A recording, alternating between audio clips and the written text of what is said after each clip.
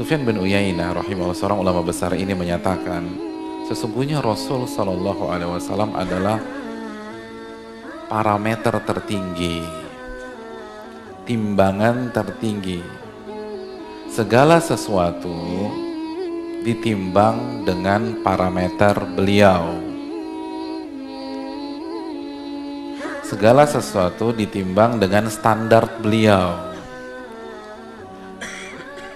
Semua yang beliau lakukan dan semua yang ada dalam diri beliau itu semua parameter, baik akhlak beliau, sejarah kehidupan beliau, petunjuk beliau, itu semua parameter. Fama wafaqaha fahuwal haqq. Apabila sebuah hal atau sebuah sikap sesuai dengan apa yang ada dalam diri beliau, maka itulah kebenaran. Dan apa yang menyelisihi beliau, itulah kebatilan. Apa maksudnya Al-Imam Ibnu Jama'ah memasukkan riwayat ini ke dalam bab tersebut?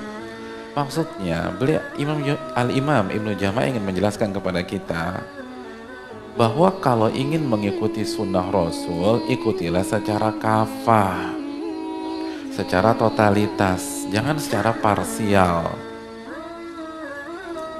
Sebagian orang ketika mengklaim mengikuti sunnah itu hanya dari sisi penampilan, walaupun penampilan bagus.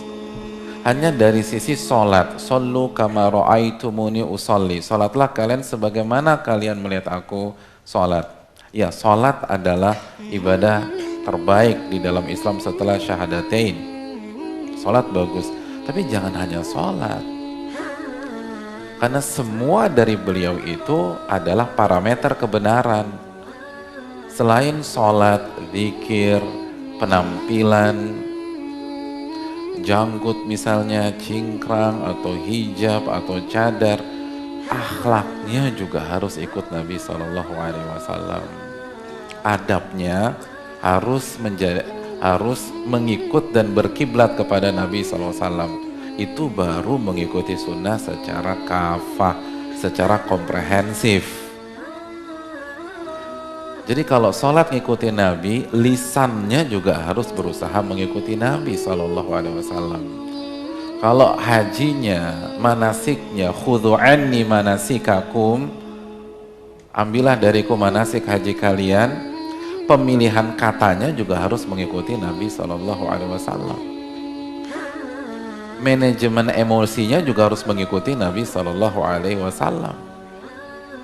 Nggak bapernya juga harus mengikuti Nabi Shallallahu Alaihi Wasallam. Semua harus ngikuti Nabi, nggak boleh setengah-setengah.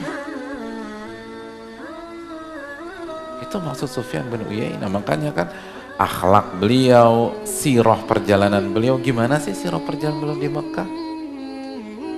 Gimana beliau sabar ditimpukin, bayangkan, ditimpukin di Taif.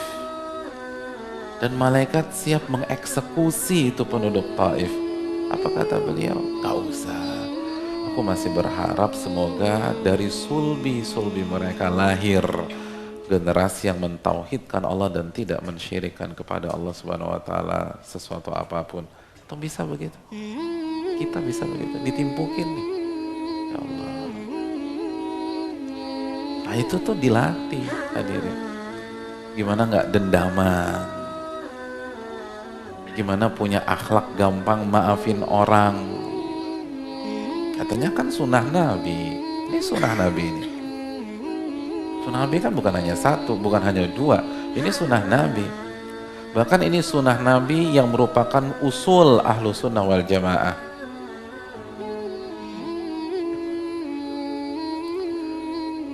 Sunnah Nabi yang merupakan prinsip ahlu sunnah wal jamaah sebagaimana yang disebutkan oleh Syekhul Islam Ibnu Taimiyah di dalam kitab Al-Aqidah Wasithiyah dan beberapa para ulama akidah ketika mereka masukkan akhlak ke dalam prinsip-prinsip dasar ahlu sunnah wal jamaah. Jadi ini bukan sunnah yang parsial.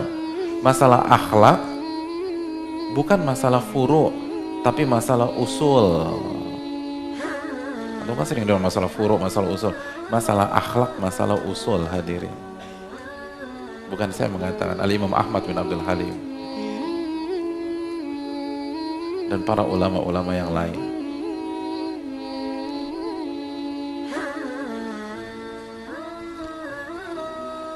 Makanya beliau mengatakan wa ya'taqidun makna qauli Nabi SAW akmalul mu'minina imanan ahsanuhum khuluqa wa kama qala. Ahlu sunnah wal jamaah sangat meyakini makna sabda Nabi SAW, orang mukmin yang paling sempurna imannya, yang paling baik akhlaknya.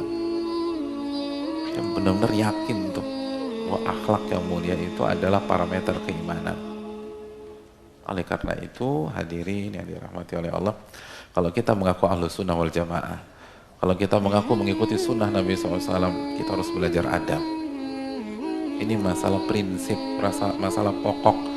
Dan di buku ini kita langsung dengar ucapan para imam. Ini udah bukan ucapan para ustadz, ini ucapan para imam. Imam yang diakui seluruh dunia. Jadikan Nabi sebagai kiblat, sebagai parameter, dan jangan hanya dari beberapa ibadah aja, jangan hanya dari beberapa penampilan, khuluq, sirah, dan petunjuk beliau sallallahu alaihi wasallam.